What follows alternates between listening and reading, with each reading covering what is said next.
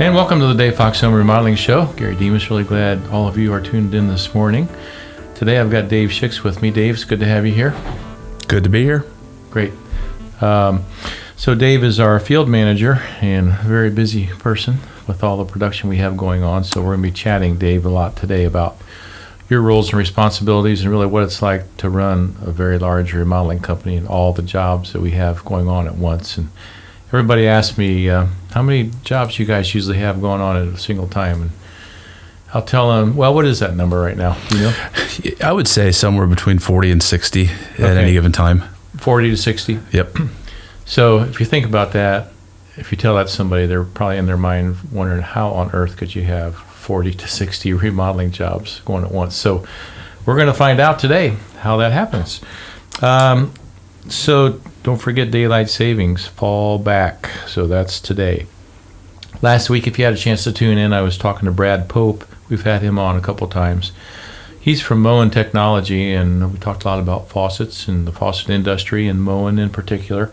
So it's a very interesting show. If you have any kitchen or bathroom work or laundry room work in mind, you may want to tune into that. And if you missed it last week, you can always go to davefoxradio.com. And there you can actually listen to any of our previously broadcast shows, including that one. Some of them are videotaped, like today's show is being videotaped. So you're welcome to go to davefoxradio.com.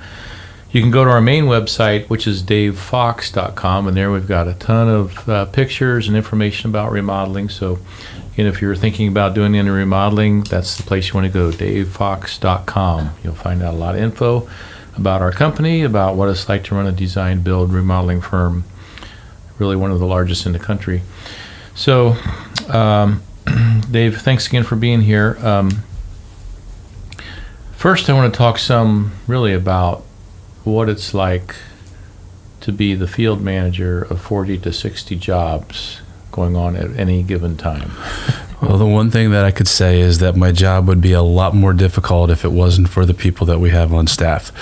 So for that, I'm grateful. One of the things that I always brag about and talk about with people when it comes to our company is our people.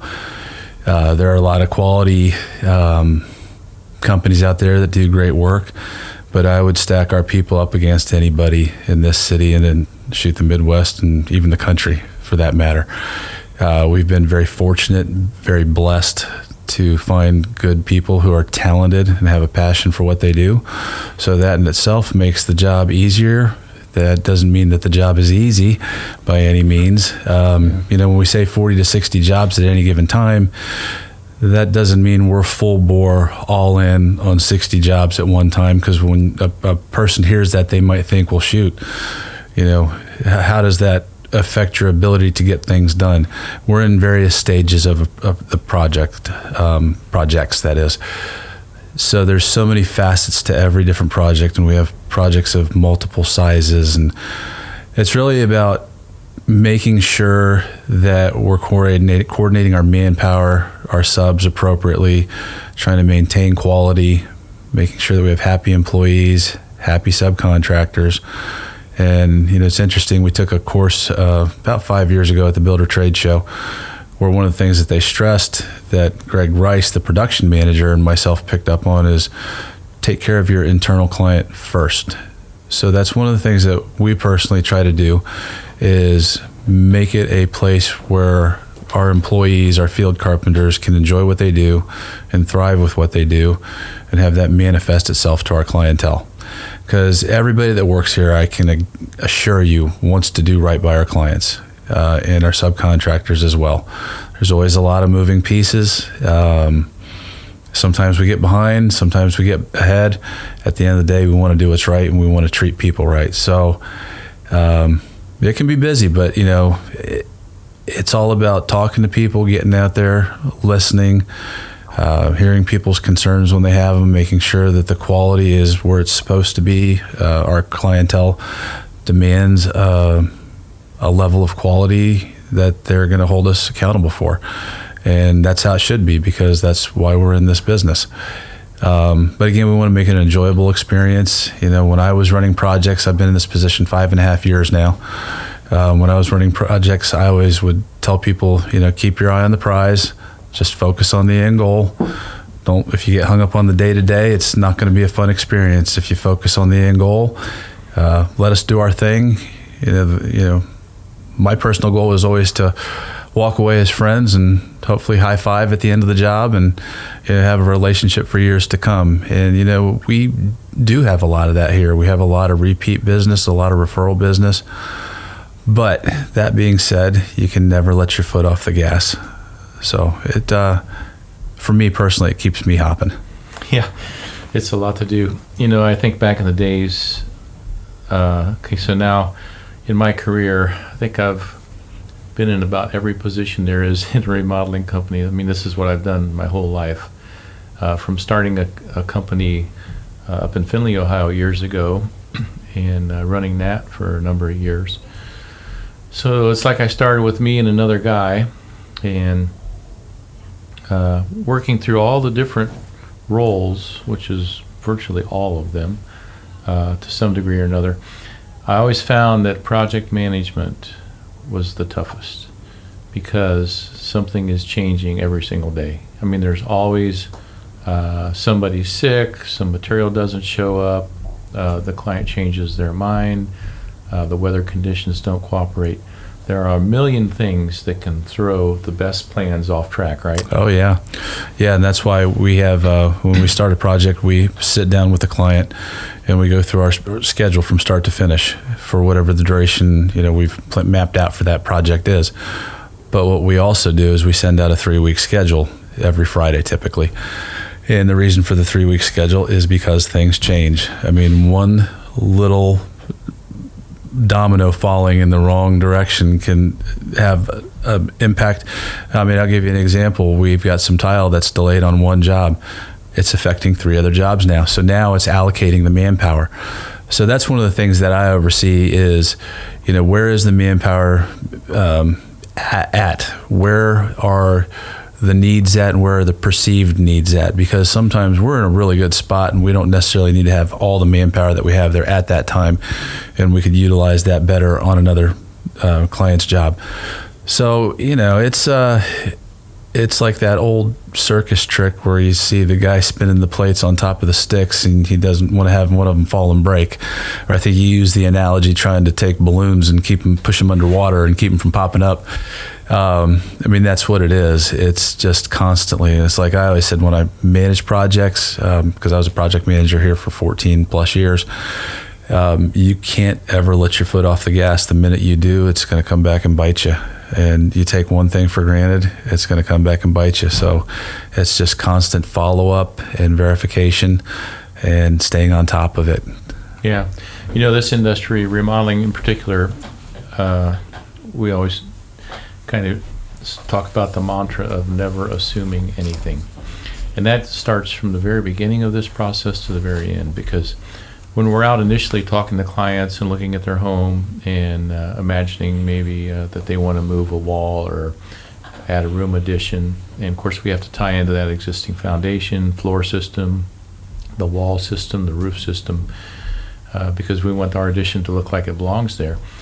And you can look at a home and imagine how it's framed underneath. You know, you've worked on 50 jobs recently, and you just assume, okay, that's probably framed this way or that, until you start ripping things off or rip the overhang off and look at, for some reason, they jack the studs up to higher or something. I mean, there's like anything can happen in this industry, and you've got all these different people doing the work, building homes, remodeling homes, and then we come in there afterwards to do our thing, and we can never assume for a minute how things are done. We just always have to expect the unexpected.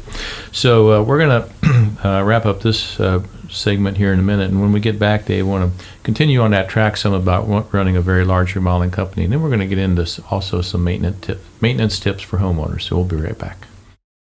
And it's good to have you all back. This is Gary Demas. I'm president of Dave Fox Design-Build Remodelers. Really glad to be with you every Sunday morning at 8, right here on W610 WTVN, the big AM powerhouse in Columbus, right? That's right. That's right. We like this station. So I've got Dave Shicks with me. Dave's he's our field manager. And Dave, for a while, we just had a production manager and not a field manager too. Correct, yeah. So as we've grown, it's just been necessary, running 40 to 60 jobs. One man can't oversee it all. So you stepped in, you were a project manager for us for a number of years and stepped into the role of managing the field while Greg Rice, the production supervisor, takes on different roles. So explain a little bit how the dynamics work between you two. Basically what Greg does is Greg oversees the front end. So before a job is sold or presented, he goes through, a lot of times he'll go out and do a site visit where he's looking for hidden mechanicals, structural issues that could arise, things that we have to factor in so we don't get into a project and then all of a sudden find out that a wall that we thought could be removed can't without engineering, because nobody likes surprises like that. So we try to catch everything that we can on the front end. Sometimes you just don't know. It's like Gary had mentioned earlier, they'll run a vent pipe in an area you'd never imagine, or they'll run all the home runs for the wiring in a stud cavity that doesn't make any sense at all. Things like that can cause big issues. So we try to catch everything we can on the front end, and that's a lot of what Greg does, and projections and workload and manpower as to when we would look to potentially hire or bring on more carpenters, because it's a very fine line between being overstaffed and understaffed in this industry. So after a job has sold, it's after it's moved from the design phase to sold, and now it's in the queue to getting ready to get started. Greg and I go through every Friday and look at what jobs are ready to put into the system, and together we decide when the start dates will be assigned, and we base it on project managers' workloads. What side of town is the project manager working on, so that we don't have somebody working on the west side of Upper Arlington and the east side of Pickerington, because that's not exactly efficient. And then basically I oversee everything in production once that job is assigned to the project managers. So like I said, we have 9 project managers, 8 of which are set up with 2 carpenters working alongside of them. So we have 8 3-man teams, and we recently just moved one of our field carpenters into a project manager role. So we'll be getting him basically a right-hand man. And as we've grown, we've been trying to be real careful about how many project managers we have, and we base it off of their, the workload that any individual can handle. The sweet spot is generally between 3 and 5 jobs. Some guys can handle a little bit more. When I was in the field, I was able to handle a lot. So, but it's just something that I'd picked up over the years, and I happen to get good at it, and I think that's what helped me move into this role, because now with what I do with overseeing our guys, I'm overseeing 40 to 60 jobs at the end of the day. I mean, if you ask me about what's going on any given job, any day of the week, I can pretty much tell you what's going on, and that's something that has to happen. So we know where the needs are. So if we've got to move manpower to make it happen, if we've got to reschedule something to get a job done, because we always try to focus on finishing strong. We like to start strong, finish strong, and then what my old boss used to say years ago is start strong, finish strong, and the middle will take care of itself. So, if you focus on those 2 things, which is what we try to do, more often than not, we're going to end up with happy clients and a project that we can walk away and be proud of. Yeah, for sure. So how many field carpenters and project managers, how many do you have in the production department right now? In total, if you count Greg and myself, we have 41. No, I take that back, 42 total people in production. Okay, so you got 42 altogether producing all the work that we sell, which is a lot. Yep. Right? And that continues to grow because during the COVID thing, people are spending more times in their home, and they're calling us a lot.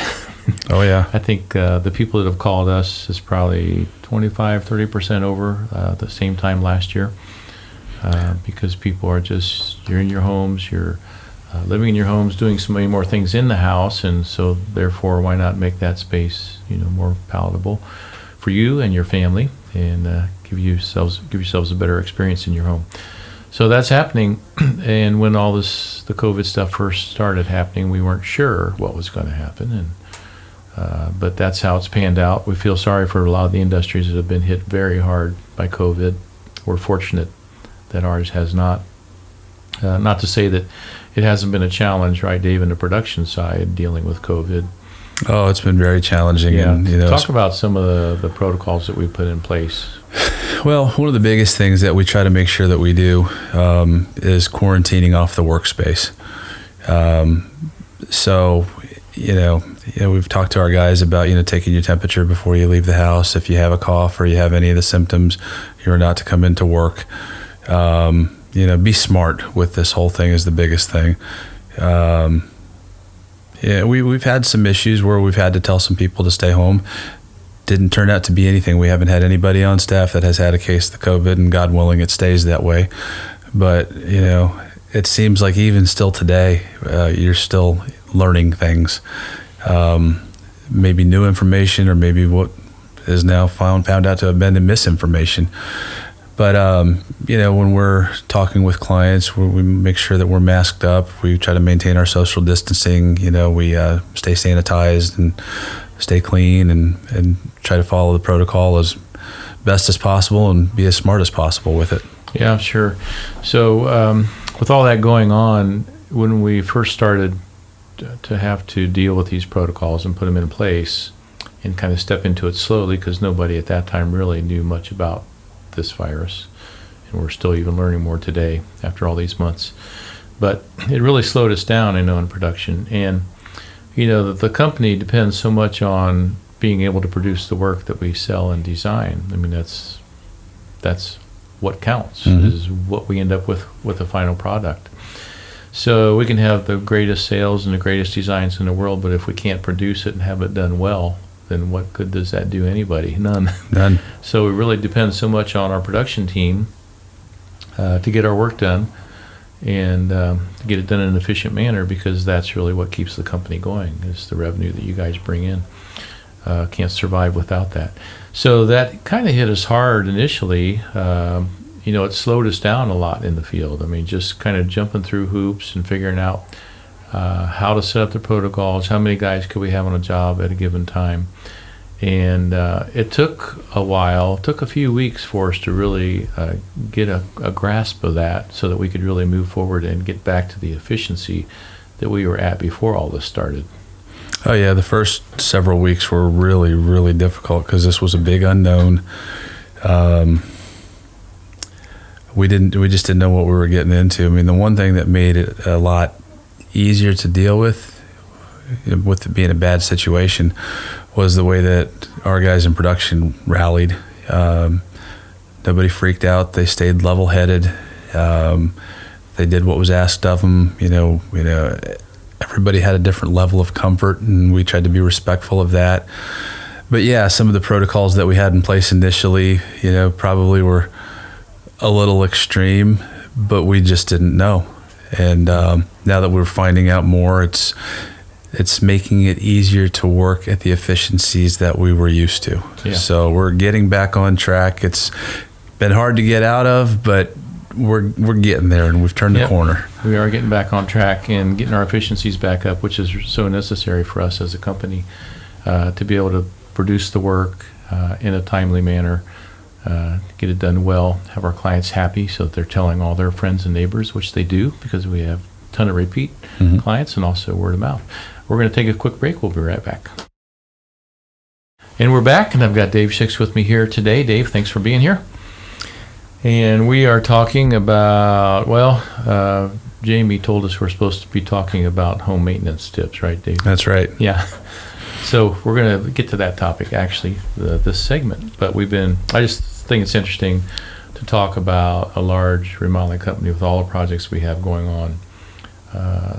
And as I mentioned in an earlier segment, I've worked about every role there is in a remodeling company over the years that I've been in this career, which is basically my whole life.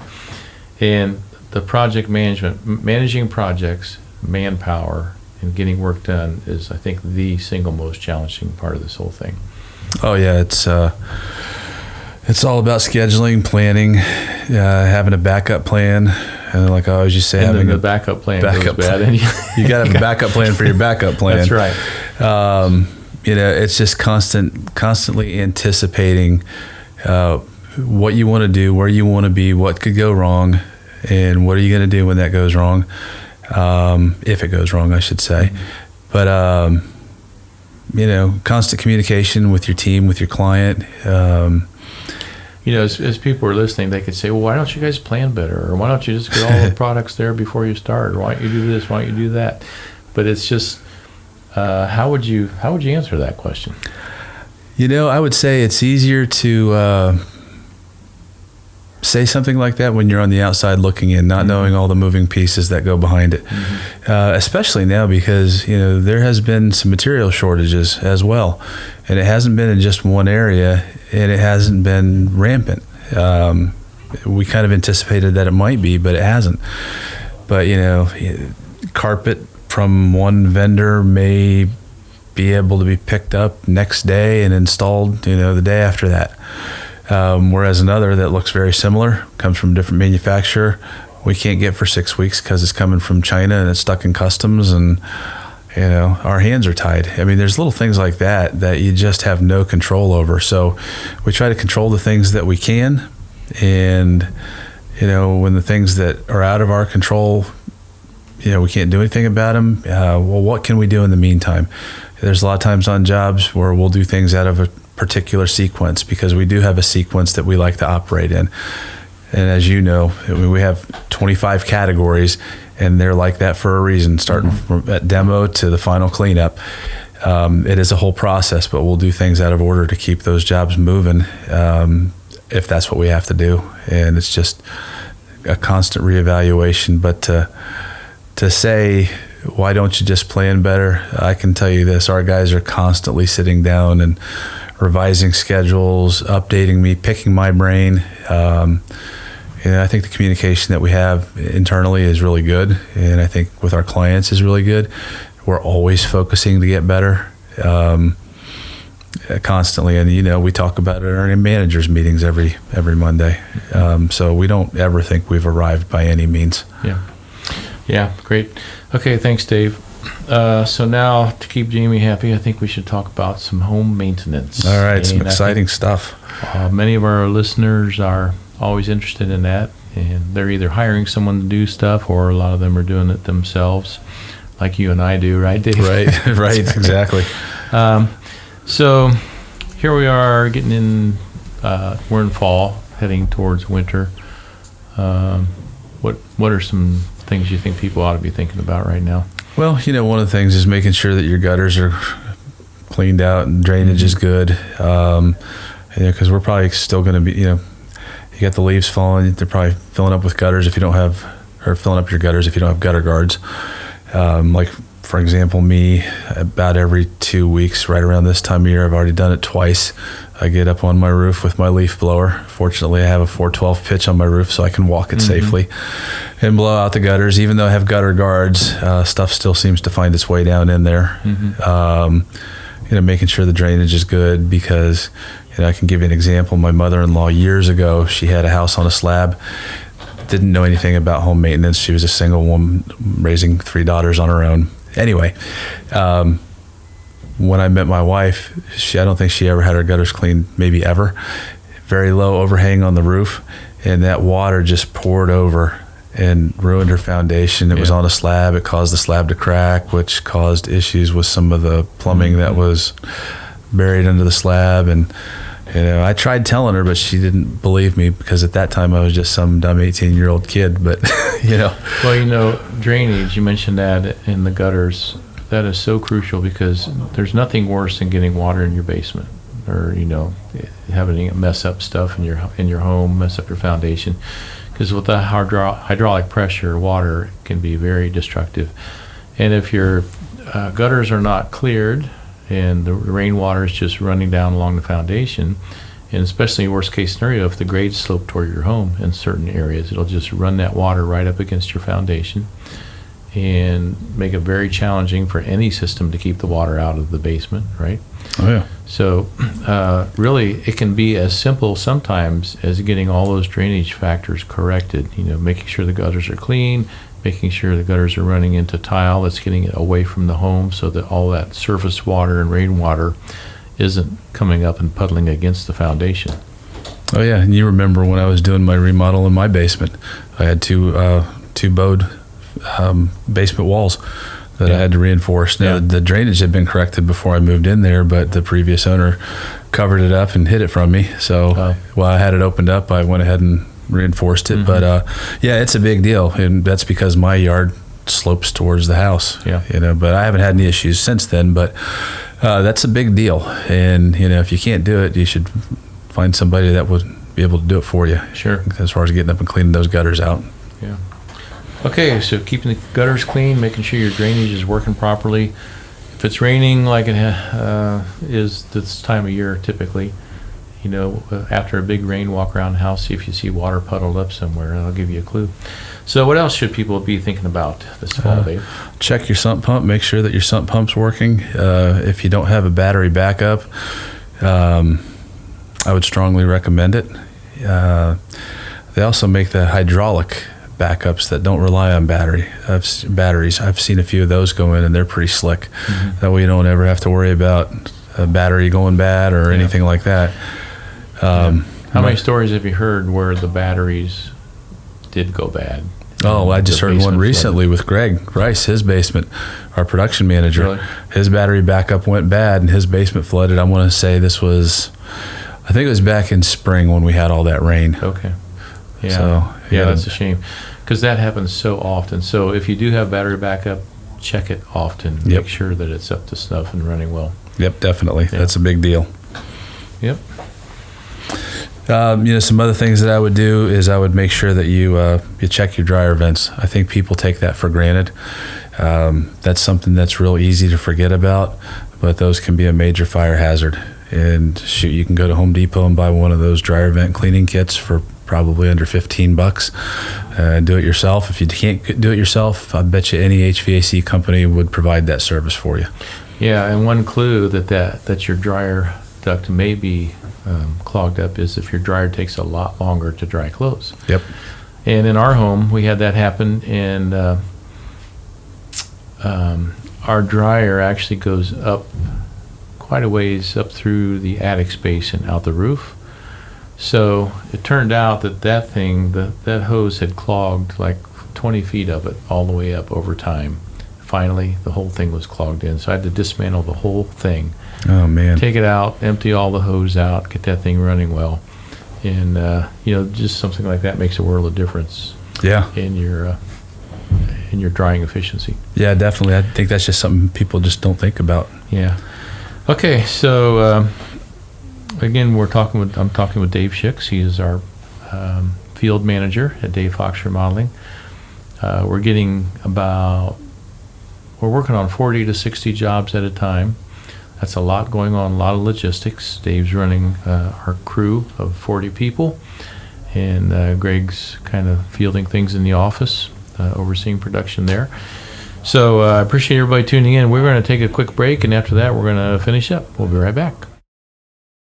And welcome back to the Dave Fox Home Remodeling Show. I'm Gary Demas. Really glad that you are tuned in this morning, listening to our show on this fall, November, 1st of November. And here we are. We all have survived everything that's happening in our crazy world. Got an election coming up here in a few days, and there's a lot of apprehension about what's going to happen there. Not only who's going to get elected, but when are we going to know they're elected? Mm-hmm. So I guess we'll all be waiting with bated breath to see what happens there. But meanwhile, remodeling goes on, doesn't it, Dave? It seems to be, that's for sure. Yeah. So we keep plugging away here, and fortunately the city of Columbus has been great to us, and it's given us a ton of work and a lot of repeat work, a lot of referrals, and we really enjoy that and appreciate the city. We kind of look at our company as a ministry to the city, a service to the city. We're here to help people get homes remodeled and revised to suit their lifestyle and their needs. And it's a great privilege for us to be able to do that. It is. We get to do some pretty cool projects, and like I said, making friends along the way.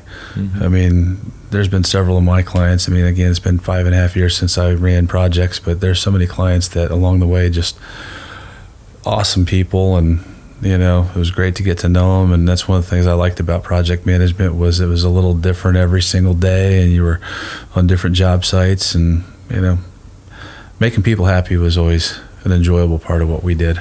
Exactly. Yeah. Very rewarding.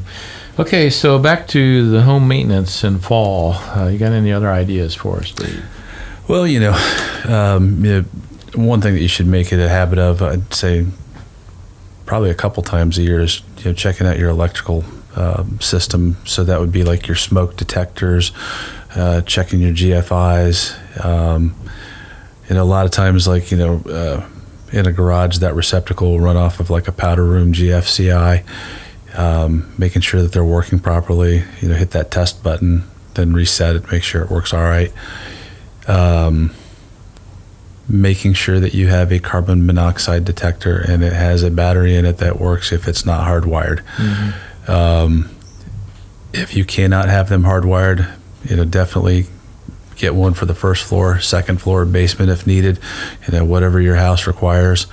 I think most of the people listening probably remember the news about a year or so ago about the what happened with the family over there in Galena, and that could have been prevented with just a simple carbon monoxide detector. Mm-hmm. Yeah, they had the smoke detectors all over the house, but no carbon monoxide, and just something as simple as that. One of our design consultants, he had a neighbor who their house caught on fire. Their smoke detector wasn't working. The wife actually ended up passing away from smoke inhalation. Mm. And it was interesting because that was at the time when I had just recently moved, and I had my one daughter down in the basement that I hadn't remodeled yet. And when he told me about that, I immediately moved her upstairs, and I started on my basement remodel, and the first thing I did was got that egress window cut in. So, little things like that. I mean, it seems like, nothing's going to happen to us. We'll be fine. Everybody thinks not me. It's not going to happen to me. Mm-hmm. But that's why you got to stay on top of stuff like that. So your electrical system, again, going back to your battery backup for your sump pump, that'll just save you a lot of grief more than anything. But, when it comes to your smoke detectors, if you need to have an electrician come out and check your panel, those are the kind of things that'll save your life. So, if anybody has those push-matic electric panels, if you know what I'm talking about out there. Yeah, definitely. If you know any electrician that could come out and take a look at it for you, I would recommend it. Those can be dangerous because of the way that they were built back in the day. I think they had a nickname for them, but I don't remember what they were. But it was... I don't think I ever heard that. It was something not flattering about something about push-matic and fire something. But anyway... some other things that you could do is make sure that you get your hose spigots turned off. Before it starts to freeze, unhook your garden hoses, drain them, get them in a warm space, shut off your spigot inside the house at your shutoff. I think that's something that a lot of times people forget to do, and then what happens is you develop a leak, and you got a water issue that you got to take care of. That's important. Checking your windows and doors. Maybe this is the year where you get new windows and doors. I don't know. Yeah. Or you get one of those kits and you put the double side tape around the window, you put your plastic on, you hit it with your hair dryer and seals it up. But I think there is a service out there that offers a discounted rate to do an energy audit at your house to tell you where you can improve things. Mm-hmm. And a lot of times you may not see the dividends of what you've spent to get that done for years, but it's a comfort factor at that point. Who wants to live? Nobody likes the cold draft in the winter, and believe me, you can feel. You got the cold air outside, the wind blowing, and you can feel that 5 or 6 feet away, and it's not comfortable. It is not comfortable. So, if nothing else, for your own comfort. But if you're looking to sell at some point, if it's not your forever home, that's probably something too that could hold you back from making that sale. I mean, those new windows and doors increase the value of I don't know what the number is, but it's a big deal. Yeah, and while we're talking about the comfort in the winter, it reminds me that some of the furnaces, probably many of the new ones today, if the furnace filter gets clogged to a certain level, the furnace will just shut down. Yeah. So checking on my Outlook calendar, I've got a reminder to check the filters or changes. Some of them need changed every month, some every 3 months, some every 6 months. And I'd advise our listeners to put that on your calendar so you remember to keep a clean filter on your furnace, because it keeps your AC condenser cleaner in the wintertime when it's freezing. And the furnace always shuts down when it's like 0 degrees outside, never when it's 50 or 60. Of course. So it's going to catch you at the worst possible time. So make sure that you check your filters often. That's really a big deal. Yeah, and if you have a fireplace, making sure that it's clean. I know that's something that I'm probably going to have to do this year. On top of that, my flue is not working properly. It jumped off track, and I can't get it to seal properly right now. And if I go climb up there and do it, I'm going to be covered head to toe in soot. So I'm probably going to hire somebody out to do it. But, little things like that. It's just, those are pretty easy things. I mean, there's all kinds of things that we could get into. But yeah, so there is a lot to do around the house. And of course, everybody we work for owns their home, and so they're always interested in making sure they're maintaining it and keeping it in good shape. But it's just nice to have some reminders every now and then. So again, I'm talking to Dave Shicks. Dave's our field manager, and we were talking earlier about the number of jobs that we run at a given time, which is between 40 and 60, and that sounds pretty incredible, which it is. Mm-hmm. And if you think about all the logistics involved in all those jobs and all the people involved, because we've got, we go from our initial contact with the clients, they call in, maybe they're talking with Melissa, our client concierge, and she's kind of channeling them to one of our design consultants who will give them a call and go out and talk with them about their remodeling.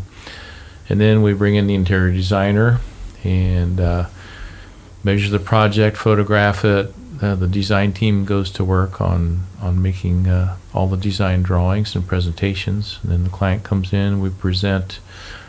And once we go through all that process, Dave, and that takes a while, right? Yep, it does. Then we get to the point where the plans are finalized and the client says, yep, this is good, the budget's good, let's move forward. And then you guys are notified that we've got a sale. That's right. And then you start mobilizing and getting things together. We start the permitting process, the homeowners association approvals, the engineering drawings that need done, any special order. It just goes on and on. So, Dave, you got a huge responsibility. Appreciate all the work that you do. And to our listeners, we really appreciate all of you tuning in this morning. And I know many of you tune in regularly on Sunday mornings, and we just really appreciate our loyal listeners. Just know that we will be here next Sunday morning and every Sunday morning at 8 o'clock. We'll see you next week.